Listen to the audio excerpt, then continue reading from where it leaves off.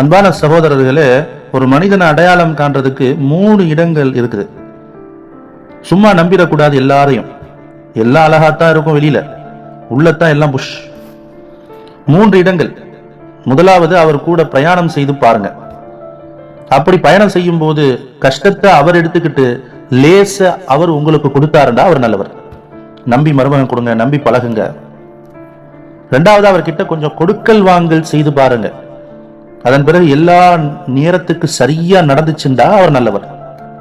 3வது சொல்றாங்க, அவருக்கு வீட்டுக்கு அருகாமையில சென்று அவரை விசாரிச்சு பாருங்க, அல்லது வாழ்ந்து பாருங்க, கொஞ்ச நாள் இருந்து பாருங்க.